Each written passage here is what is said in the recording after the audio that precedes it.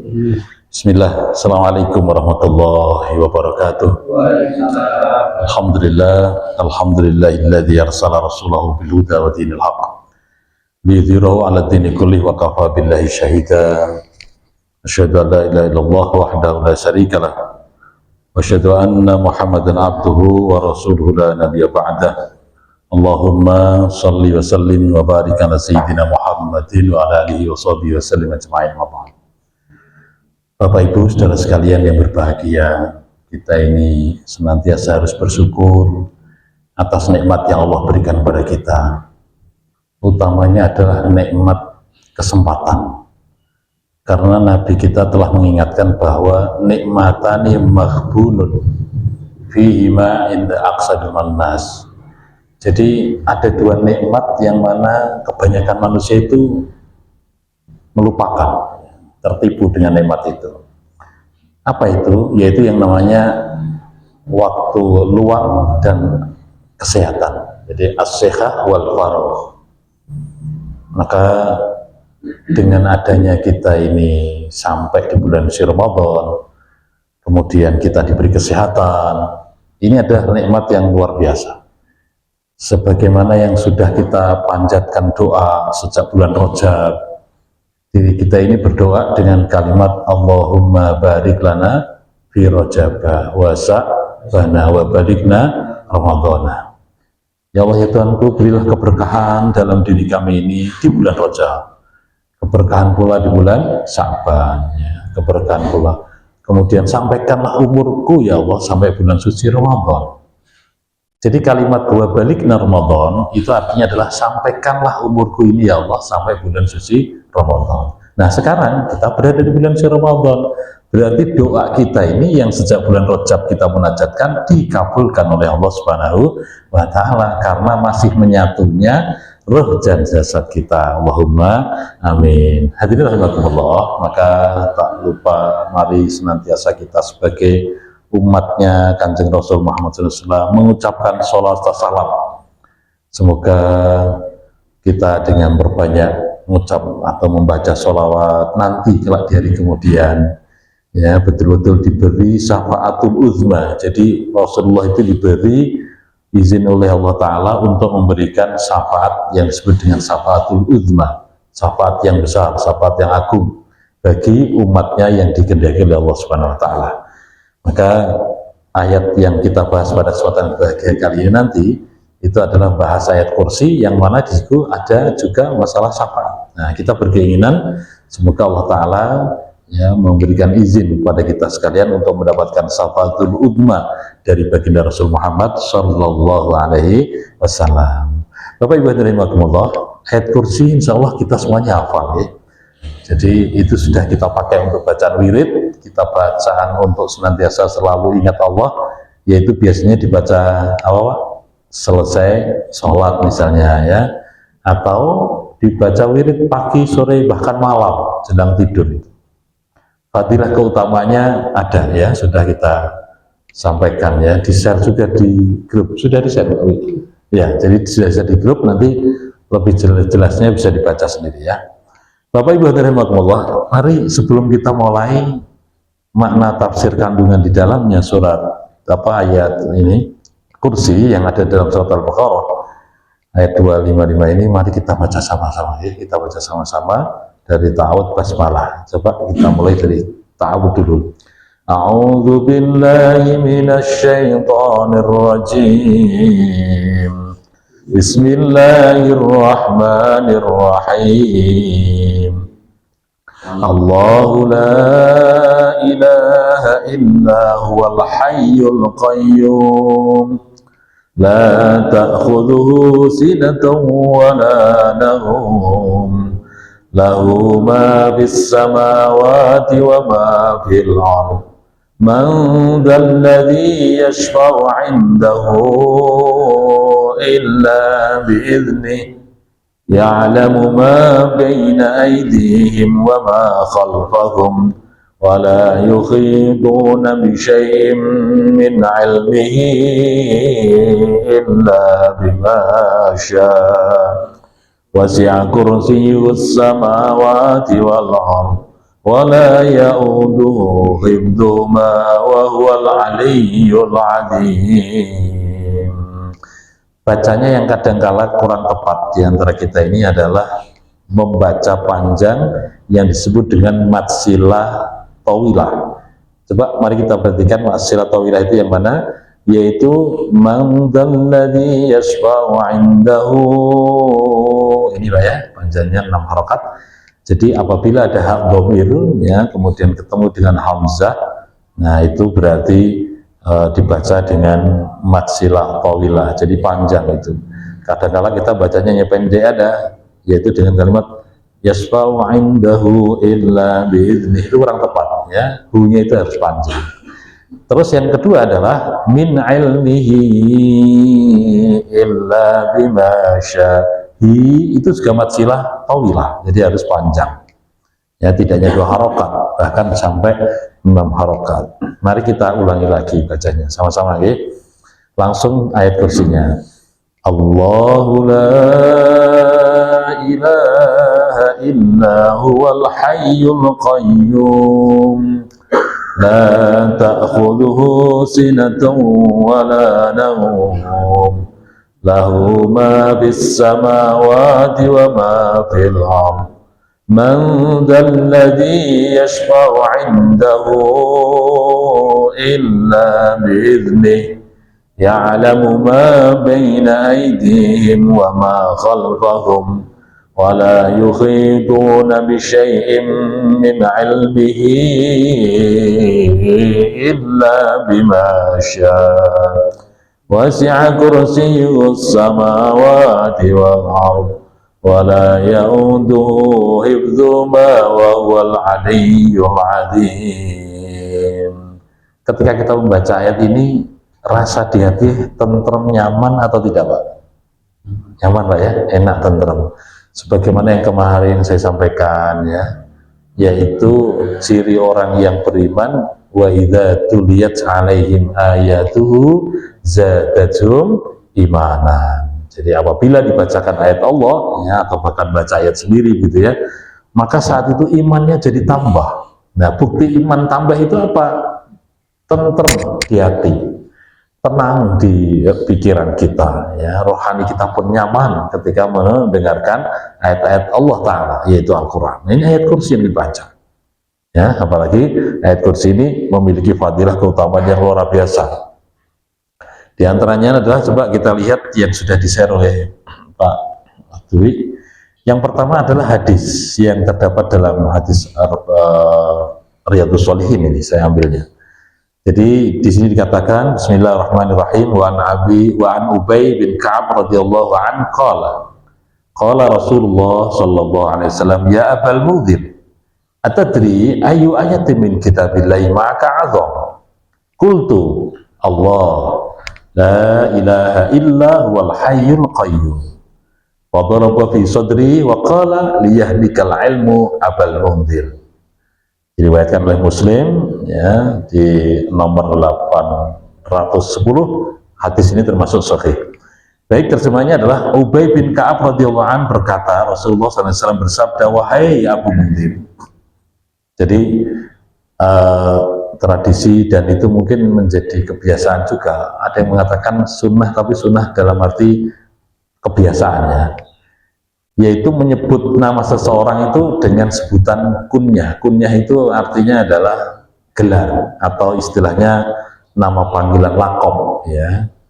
Dan di tempat kita pun ada Pak, saya itu di Gedawang itu ada nama-nama yang dipanggil itu dengan nama-nama enggak sebenarnya ya. Jadi ada yang namanya, kadang-kala saya juga nama aslinya ini tapi kok jadi begini gitu ya. Jadi saya itu bingung, ini siapa gitu kan. Jadi ada itu yang namanya Mas Boy, saya pikir siapa Mas Boy itu, nah, ternyata namanya adalah ini gitu kan. Ada lagi yang nama Mas Ambon. Nah, jadi semuanya itu nama-nama yang nama lakob, nama panggilan. Saya pun juga punya adik, saya punya adik dua itu sejak kecil semuanya gendut itu ya. Nah, adik saya panggilannya gendut itu, orang kampung nggak ngerti nama aslinya siapa, sampai sekarang pun gendut itu. Nah, adik yang kedua gendut lagi, maka panggilannya gendon gitu kan, jadi gendut itu. Nah, itu nama aslinya siapa, orang pada nggak tahu. Itu namanya lakob ya. Lakob itu istilahnya cara orang Jawa namanya apa, paraban atau istilahnya ya julukan lah gitu ya. Dan kebiasaan dulu zaman Rasul ya itu menyebut para sahabatnya dengan kalimat-kalimat seperti itu.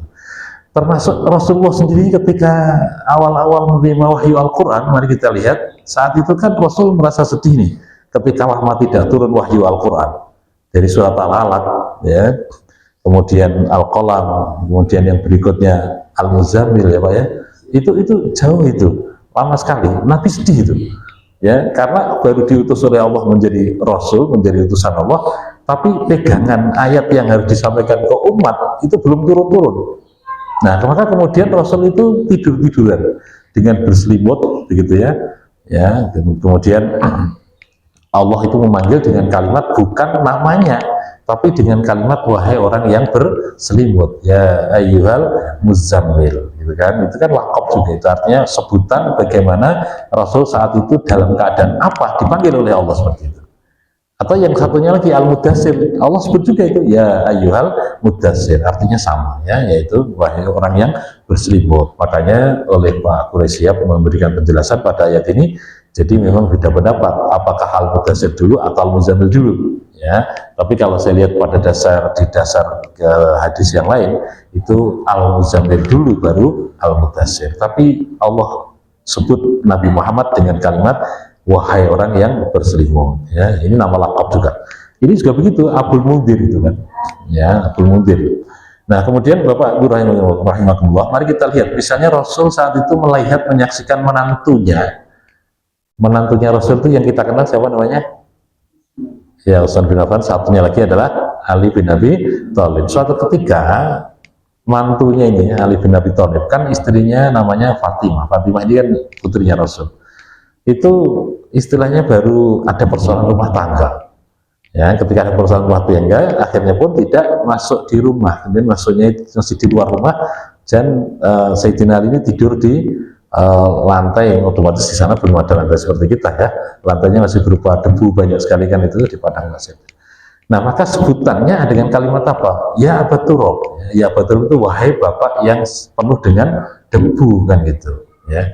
Oh, berarti dulu zaman Rasul juga cekcok rumah tangga itu biasa-biasa itu Pak. Oh, sampai sekarang iya juga, sama juga. Jadi artinya apa? Itulah romantisme dalam rumah tangga. Maknailah ya, fahamilah, itu menjadi enak indahnya berkeluarga. Mesti ono masalah sekali-kali. Yang penting masalahnya itu jangan sampai seperti persoalan yang membuat kita ini selalu bersama tapi tidak bersatu. Kayak rel kereta api. Ya Pak, rel kereta api itu kan selalu bareng itu, berdua terus, tapi nggak pernah bersatu. Nah, nggak begitu ya. Kita ini kepinginnya ya bersatu, ya betul-betul bersatu. Jadi saya tegaskan kembali bahwa romantika rumah tangga iya seperti itu. Kalau nggak seperti itu, nggak ada masalah, itu nggak indah. Ya, nggak ada tantangan hidup gitu kan. Jadi kita ini punya tantangan hidup. Baik, jadi Rasulullah saat memanggil Sayyidina Ali dengan kalimat ya Aba Turab, wahai bapak yang penuh dengan debu gitu kan. Kan sudah punya anak itu Sayyidina Ali, Hasan Husain. Jadi Rasul kan sudah punya cucu, maka menyebut menantunya itu dengan kalimat yang mesra juga, yaitu dengan kalimat wahai bapak yang penuh dengan debu. Nah, Abul Mundhir itu juga begitu. Abul Mundhir itu disitu artinya adalah bapaknya Mundhir. Wahai Abul Mundhir, tahukah engkau ayat mana dari kitab Allah yang ada bersamamu itu yang paling agung? Sebenarnya Rasul itu ngerti, paham, tapi kenapa kok tanya kepada sahabatnya? Jadi guru itu sebenarnya lebih ngerti daripada murid. Tapi kenapa kok tanya kepada murid? Ya, sebenarnya itulah metode, Pak. Kalau kita dalam dunia pendidikan, pembelajaran itu berarti metode yang tepat, bagus, dalam rangka untuk mengetahui pemahaman daripada murid, ya, santri gitu ya. Berarti sang guru ini pun harus memberikan pertanyaan. Jadi Rasul ngasih pertanyaan ini kepada Abul Mundhir. Ya, dengan pertanyaan, tahukah engkau ayat mana dari kitab Allah yang ada bersamamu? Itu yang paling agung. Jadi ayat-ayat Al-Quran yang ada pada dirimu itu yang sudah kamu kenal, yang paling agung itu mana wahai Abul Mundhir? Maka Abul Mundhir menjawab, aku menjawab Allahu la ilaha illa wal hayyul qayyum. Jadi artinya ya surat apa? Al-Baqarah 255, yaitu ayat kursi ini. Lalu beliau memukul dadaku dan berkata, jadi istilahnya dipuk-puk dodone gitu ya, Nah, cara bahasa kita itu, tapi di situ kalimatnya adalah memukul karena kalimat bahasa Arabnya doroba. Doroba itu memukul. Tapi kalau terjemahan Indonesia ya memukul. Tapi kalau kita mengartikan kan bukan memukul, karena wong Jawa itu kan maknanya lebih banyak bahasanya daripada Indonesia, Pak. Betul enggak, Pak? Bahasa Jawa itu lebih banyak daripada apa? Bahasa Indonesia. Bahasa Arab pun mungkin doroba, memukul gitu kan, diartikan memukul. Tapi kalau kita mengenai bahasa Jawa, karena yang dipuk dodon itu artinya kan hanya dipuk-puk gitu aja kan, dipuk-puk, menepuk gitu aja kan. Gitu ya, gitu. Ya, jadi tidak sampai memukul, enggak, tapi menepuk bukti cinta kasihnya Rasul sebagai seorang pimpinan umat kepada sahabatnya namanya Abu Mundhir. Nah, ini sebagai tanda apa? Yaitu sebagai isyarat, yaitu bahwa Nabi kemudian berkata, semoga engkau mudah memperoleh ilmu wahai Abu Mundhir. Ini wujud kecintaan guru kepada muridnya. Jadi muridnya itu dipuk-puk itu, tapi dodone itu ya. Nah, itu. Baik, jadi artinya ini adalah menunjukkan bahwa ayat kursi itu memang ayat yang paling agung di antara ayat-ayat yang ada. Kalau kita pernah belajar ya, kita sampaikan juga jumlah ayat Al-Quran kan jumlahnya lebih dari 6.000 ya. Dalam ulumul Quran itu ada yang mengatakan jumlahnya adalah 6.666 ayat. Jadi 6 tapi jumlahnya 4 ya, berarti 6.666 ayat. Ya, tapi ada juga yang mengatakan 623 ayat. Jadi beda pendapat aja. Ya, kalau ingin nyoba tidak apa-apa, Pak. Sekarang kan pakai teknologi kan bisa ya. Terus langsung klik ke Excel itu jumlahnya berapa. Kalau dulu ya zaman Imam Syafi'i kan nggak ada kecanggihan teknologi, tapi kok bisa itu, Pak, ya, menghitung itu orang-orang dulu luar biasa itu, Pak, ya. Bahkan apa namanya, ada ulama ahli yang meneliti tentang makna kata-kata, misalnya al-yaum itu kan artinya siang, kemudian al-lail itu artinya malam. Jadi jumlah kata-kata al-lail dan al-yaum dalam Al-Quran itu sama. Itu diteliti, Pak, ada itu ya, cuma saya nggak hafal, tapi nanti kawan-kawan kalau perlu dibahas disampaikan di sini. Jadi ada dan ditulis di dalam kitab namanya Membumikan Al-Quran oleh Bapak Quraisyab itu ya. Jadi yaitu yang namanya padanan kata, sinonimnya juga ada itu yang sama apa saja. Jadi misalnya kata-kata yang namanya bulan itu kan berapa? 12 bulan itu ya. Nah itu kata-kata syahrun itu artinya kan bulan, itu jumlahnya memang ya 12 dalam Al-Quran gitu loh ya. Jadi begitu penuh dengan kemujizatan Al-Quran, dan itu karena Al-Quran adalah sampai hari kiamat, Pak, dipakai terus begitu ya, maka kemujizatan Al-Quran itu selalu senantiasa bermunculan. Itu yang zaman dulu apa enggak ditemukan, sekarang muncul lagi dengan adanya penelitian-penelitian ilmiah yang dilakukan oleh para ahli di bidangnya, yaitu pada mazhab sekarang, gitu kan. Jadi betul-betul luar biasa.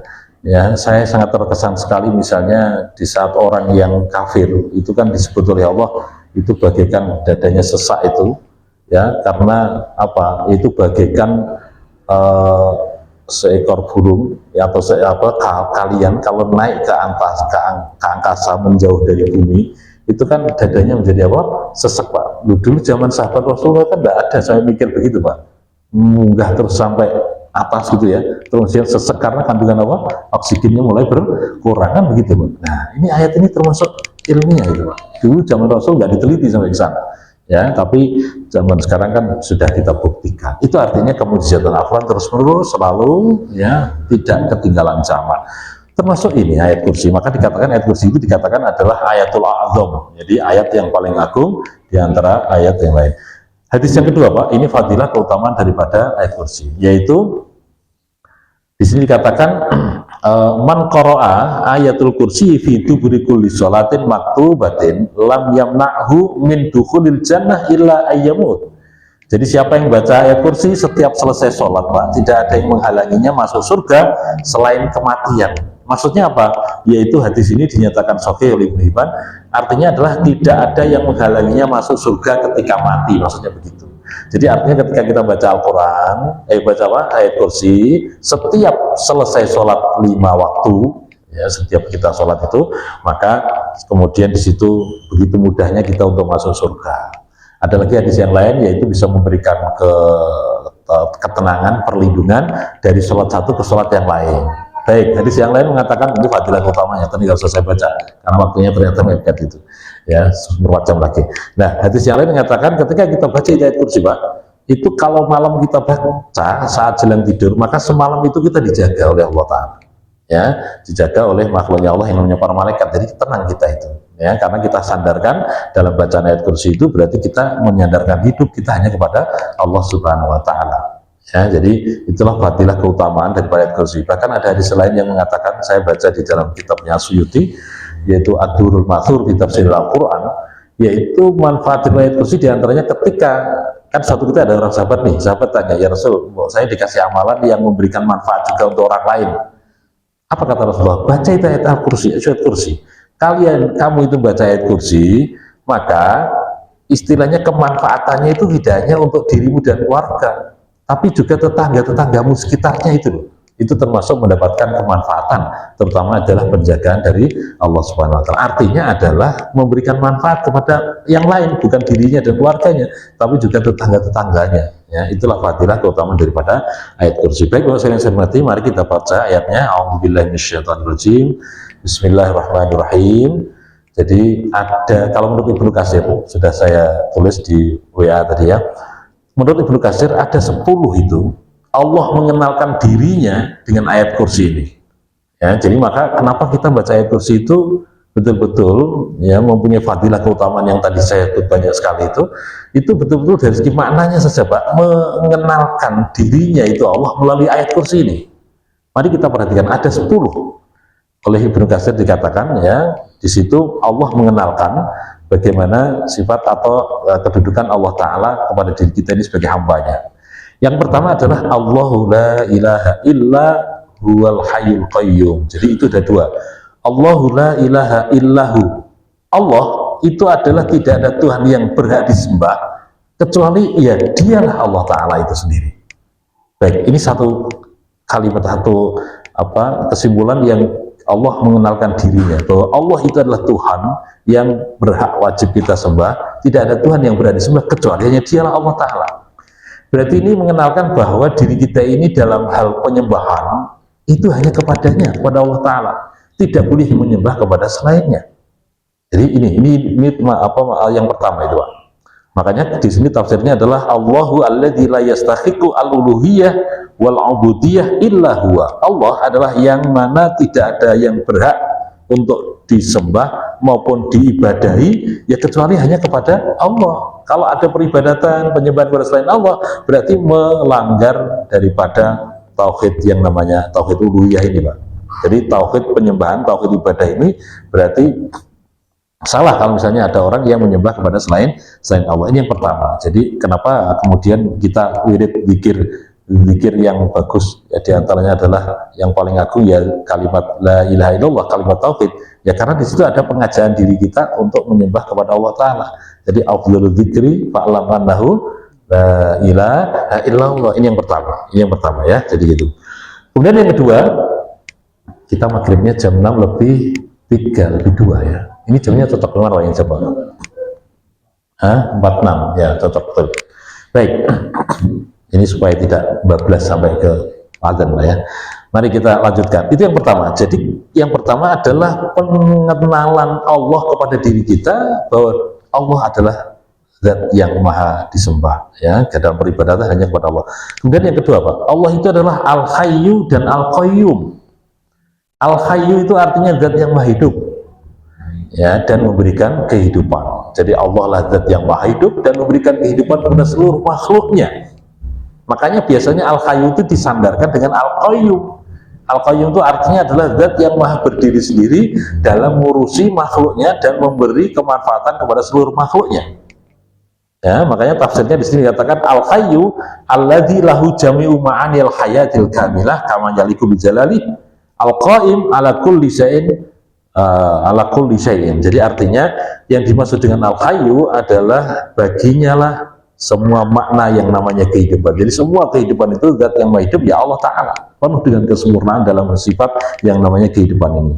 Kemudian Al-Qaim ala kulli syai'in, artinya apa? Berdiri sendiri ya dalam mengurus segala suatu makhluknya ini ya, Allah adalah Al-Qayyum. Sehingga wirid ini biasanya dipakai untuk wirid Pak ya. Ya Hayyu ya Qayyum birahmatika astaghis. Pak, kalau mau berdoa tolong bisa pakai wasilah ini, Pak. Ya Hayyu ya Qayyum birahmatika astaghis. Wahidat yang maha hidup, wahidat yang maha berdiri sendiri dalam mengurusi makhluknya. Birahmatika, dengan rahmatmu ya Allah, astaghisu, aku memohon, aku munajat. Nah, setelah itu baru dibaca apa terserah silakan ya, tapi ini pakai wirid dulu, mungkin 3 kali dulu lah atau berapa kali ya. Biasanya saya bacanya hitungan ganjil, Pak, karena innallaha al-witr, sesungguhnya Allah adalah ganjil, dan yuhibbul witr, cinta dengan yang hitungan apa, ganjil gitu Pak ya. Jadi ya Hayyu ya Qayyum birahmatika astaghis. Coba sama-sama kita baca. Ya Hayyu ya Qayyum birahmatika astaghis. Satu lagi. Ya Hayyu ya Qayyum birahmatika astaghis. Gitu ya. Jadi itu bisa dipakai untuk wirid, amalan doa ya. Ketika akan berdoa kita baca itu dulu 3 kali misalnya. Baik, Allah adalah yang maha hidup, jadi Allah maha berdiri sendiri dalam mengatur alam semesta ini, juga diri sendiri tanpa ada yang lainnya. Baik, kemudian ini yang kedua. Yang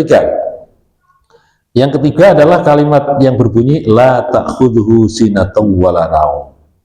Tidak ada pada diri Allah Ta'ala itu yang namanya sinatun, rasa ngantuk, wala naum, dan juga tidak ada rasa tidur. La ta'khudhu sinatun ay nu'as wala naum ya. Jadi Allah itu tidak ngantuk dan Allah itu tidak tidur. Ngantuk aja enggak, apalagi tidur. Kita bayangkan Pak, kalau Allah ngantuk itu gimana? Alam semesta jadi kacau balau. Wong yang namanya perputaran bumi mengelilingi matahari itu sudah konstan seperti itu Pak. Makanya hitungan hisab itu Pak. Ya, Muhammadiyah kan kegah Pak ya, hisab. Jadi 4-5 tahun ke depan itu kapan satu Ramadan bisa dihitung itu dengan metode apa? Hisab. Karena muter bumi itu mengelilingi matahari kan bisa dihitung itu. Sejak zaman dulu namanya ilmu falak yang bahas tentang itu. Apalagi dengan sekarang kecanggihan teknologi dalam dunia apa antariksa kan lebih canggih lagi gitu ya. Ya, tapi kemudian berbeda pendapat di tempat kita ya monggo lah silahkan ya. Jadi yang namanya manusia itu punya pikiran masing-masing dan semuanya berdasar, yaitu yang namanya metode hisab, dan satunya lagi apa? Metode ru'yah. Ru'yatul hilal. Melihat hilal itu Pak. Melihat bulan itu. Baik, berikutnya. Jadi Allah nggak tidur dan Allah nggak ngantuk. Nah, nggak tidur. Makanya kata Pak Gus Baha itu, beliau, wah saya itu kenapa sih selalu baca ayat kursi, kepingin setiap jalan tidur itu. Kenapa? Saya bersandar kepada Tuhan saya yang keren, katanya. Gus Baha itu kalau ngendiko kadang-kadang untuk apa sederhana begitu, tapi tak pikir bener luar biasa. Kerennya itu apa? Nggak pernah tidur, nggak pernah ngantuk. Bayangkan kalau tidur itu ngantuk. Baik, jadi kemudian yang ke berapa? 1, 2, 3, 4 ya. Lahu ma fis samawati wal ardh. Miliknya lah apa yang ada di langit dan apa yang di bumi ya. Yang di bumi Pak, apa yang ada di sekitar kita ini, entah binatang, entah itu tumbuhan, apa saja itu semuanya milik Allah. Termasuk diri kita itu miliknya siapa? Miliknya Allah. Apapun yang kita miliki berarti miliknya siapa? Miliknya Allah. Kita punya mobil siapa? Mobil Gusti Allah ya, rumah mobilnya. Nah, semuanya itu adalah hakikatnya adalah lahu ma fis samawati, miliknya Allah apa yang ada di langit dan apa yang di bumi. Karena miliknya Allah, kalau suatu saat kok diambil ya oleh Allah, ya kita harus ikhlas. Kita hanya menjadi fasilitas hidup saja ya. Kepemilikan itu adalah miliknya Allah ya. Lahu ma fis kullu ma fis samawati ma fil ard, yaitu milkulahu, milik Allah semua apa yang ada di langit dan apa yang di bumi ya. Baik, ini berarti yang keempat ya Pak ya.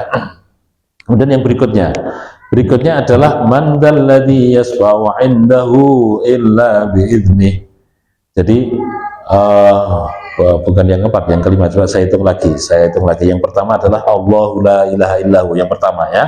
Jadi tidak ada yang berhak disembah kecuali hanya Allah. Yang kedua adalah Allah punya sifat al-hayyu al-qayyum, dan yang ketiga adalah Allah adalah la ta'khudhuhu sinatun wa la naum. Yang keempat, nah ini lahu ma fis samawati wa ma fil ard ya. Kemudian yang kelima ini Pak sekarang, syafaat itu harus dengan izin Allah. Man dzalladzi yasfa'u 'indahu illa bi'idznih. Siapa sih yang berani memberikan syafaat, pertolongan itu syafaat itu Pak ya, kecuali illa bi'idznih, kecuali atas izin Allah Ta'ala ya. Jadi wala yatanajazu ahadun ay yasfa'u 'indahu illa bi'idznih ya. Siapa sih? Tidak ada satu orang pun yang bisa memberikan syafaat kecuali hanya izin dari Allah Ta'ala. Tapi ada beberapa hadis yang kita baca yang diberikan izin, diantaranya adalah baginda Rasul Muhammad SAW yang dikenal dengan syafaatul uzma, yaitu syafaat yang agung. Makanya kenapa kita perbanyak sholawat, minimal nanti di saat kita di hari kiamat kelak, ya boleh jadi ada kesalahan, kekurangan dalam beribadah, ya nanti Rasulullah SAW dengan penuh kasih sayangnya bisa memberikan syafaat, tapi atas izin Allah Subhanahu wa Ta'ala. Yang keenam, Pak, yang keenam. Jadi Allah mengenalkan dirinya ini sampai ada 10 tadi kata Ibnu Katsir, ya. Yang keenam itu adalah ilmu Allah yang kini dan yang akan datang, itu yaitu ya'lamu ma baina aydihim wa ma khalfahum. Jadi Allah itu mengerti, Pak, mengetahui ma baina aydihim, apa yang ada di depan mereka, wa ma khalfahum, dan apa yang di belakang mereka. Jadi artinya, ya kenapa kok ini ayat dipakai untuk penjagaan? Karena di saat kita tidur terlelap misalnya, jadi Allah ngerti apa yang ada di depan kita, ya, dan apa ngerti apa yang di belakang kita. Kita nyaman enak tertidur karena kita serahkan, ya, yaitu dijaga oleh Allah Subhanahu wa Ta'ala, gitu Pak, ya. Baik, kemudian berikutnya yaitu apa kok ya lama baina aydihim. Yang berikutnya wala yukhituna bisyai'in min ilmihi illa bimasa. Ini yang ketujuh.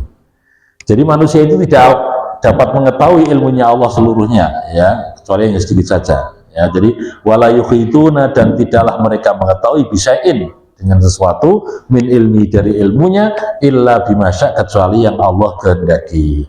Jadi Bapak Ibu yang saya hormati, kita ini adalah manusia biasa yang mana ilmunya hanya sedikit saja. Ilmu sedikit saja ternyata dalam pengembangannya selalu berkembang, ya, ilmu sekarang, Pak, ya. Yang namanya ilmu kedokteran saja kita lihat, ya.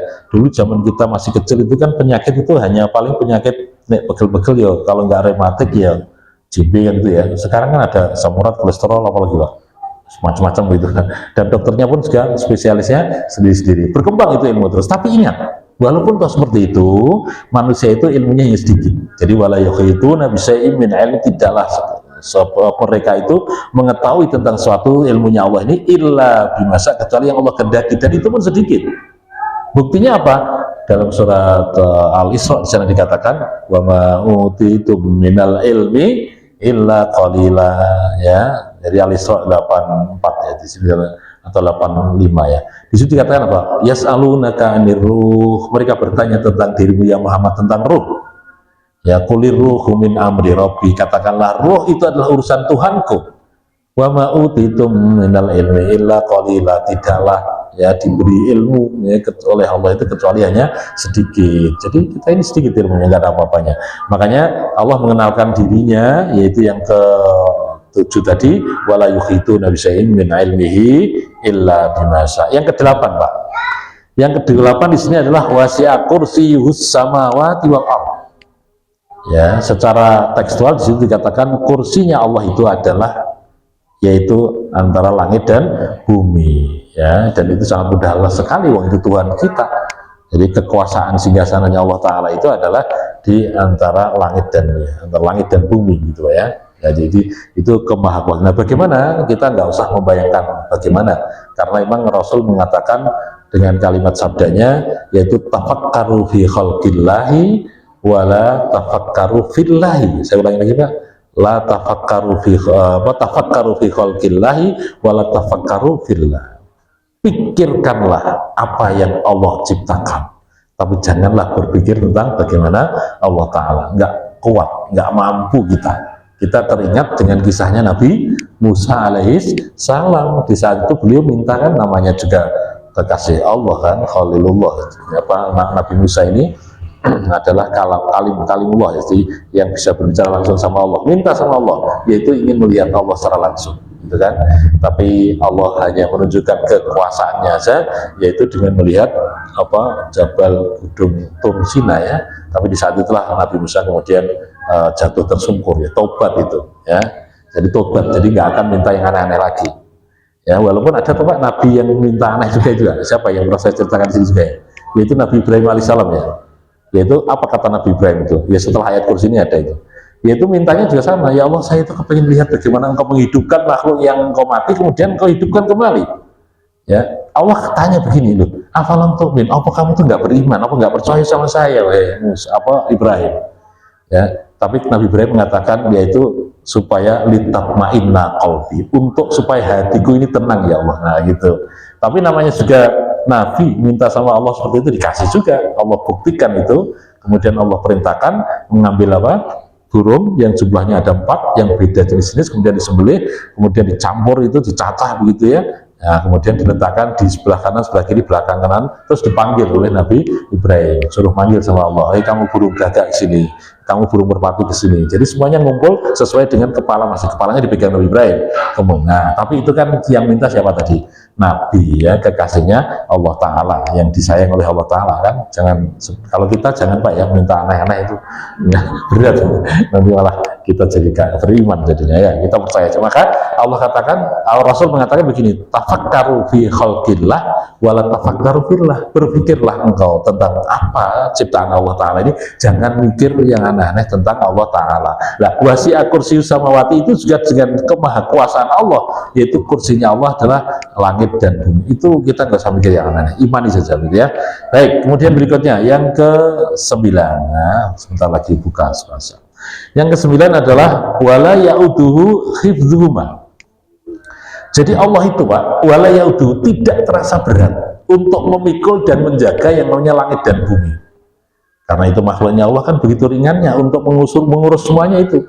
Bumi dan langit itu diurus oleh Allah, Allah nggak berat itu. Termasuk apa yang makhluk di dalamnya, tentang di langit maupun yang di bumi, itu semuanya Allah yang atur. Ya, dan itu tidak berat itu. Di bumi saja Pak, jumlah makhluk kan begitu banyaknya. Ya, saya saat ada teman yang dulu almarhum Ustadz Khairuddin Didin namanya ya, itu beliau kalau diskusi sama saya ini kan baca tafsir tapi beda-beda. Salah satu yang terkesan yang dibaca oleh beliau adalah tafsir Al-Munir, karya daripada Syekh Nawawi Al-Bantani dari Banten itu. Itu di situ ditulis oleh tafsir beliau itu jumlah makhluk yang di bumi itu diantaranya manusia. Manusia itu ya paling sedikit dalam makhluk ada. Kemudian ditambah di atasnya adalah jin gitu ya. Nah, manusia dan jin di jumlah itu sama dengan jumlah binatang yang di darat apa ya. Terus binatang yang di laut itu. Terus Pak. Jadi tafsirnya beliau itu betul-betul detail sampai ke sana. Itu ulama-ulama zaman dulu sampai menulis dalam tafsirnya seperti itu. Dan dari mana itu referensinya? Wallahu a'lam. Jadi beliau itu berarti otomatis mendapatkan ilham dari Allah Subhanahu Wa Taala. Baik, yang saya hormati, wala ya'uduhu hifdzuhuma wa huwa. Yang terakhir ya, jadi yang ke-9 tadi apa? Allah tidak merasa berat mengurus apa yang ada di langit dan apa yang di bumi. Yang terakhir Pak, ini yang ke-10 ya, karena sedang buka ya. Yang ke-10 adalah apa? Wa huwal aliyul azim. Dialah Allah yang maha al-ali, yang maha tinggi, al-azim, dan yang maha agung. Jadi Allah adalah al-aliyu al-azim. Jadi Allah adalah yang maha tinggi dan maha agung. Ini menunjukkan bahwa Allah Ta'ala menunjukkan kemaha-agungannya, kemaha-tinggiannya, kemaha-muliaannya di hadapan kita semuanya. Maka wajar kalau ayat kursi ini ketika dibaca, maka betul-betul akan memberikan manfaat positif bagi diri kita, memberikan perlindungan kepada kita, yang memberikan penjagaan kepada kita, ya, bahkan memberikan efek positif, utamanya adalah memengkarui lingkungan sekitar kita untuk bagaimana senantiasa mereka baik, ya, senantiasa menjadi hamba Allah yang baik. Baik Bapak yang saya hormati, ini sebentar lagi kita akan menuju kepada buka puasa. Mari kita baca doa sama-sama, yaitu doa penutup Quran itu Pak ya, yang sama-sama Pak, 2 atau 3 kali, habis itu insya Allah segera adzan dikumandangkan. Kita baca ya, bismillah dulu. Bismillahirrahmanirrahim. Allahumma arhamna bil Quran waj'alhu lana imaman wa nuran wa hudan wa rahman. Allahumma dzakkirna minhu ma nasina wa 'allimna minhu ma jahilna warzuqna tilawatahu ana al-laili wa atrafan nahar waj'alhu lana hujjatai ya Rabb rabbal alamin. Sekali lagi, Allahumma arhamna bil Qur'an waj'alhu lana imaman wa nuran wa hudan wa rahmah. Allahumma zakkirna minhu ma nasina wa 'allimna minhu ma jahilna warzuqna tilawatahu ana al-laili wa atrafan nahar waj'alhu lana hujjatain ya rabbal alamin. Baik Bapak Ibu yang saya hormati, kita tunggu jelang buka puasa, kita tutup dengan bacaan hamdalah. Alhamdulillahirabbil alamin. Subhanakallahumma rabbana hamdika asyhadu an la ilaha illa anta astaghfiruka wa atubu ilaik. Kurang lebihnya minta maaf. Billahi taufiq wal hidayah. Wassalamualaikum warahmatullahi wabarakatuh.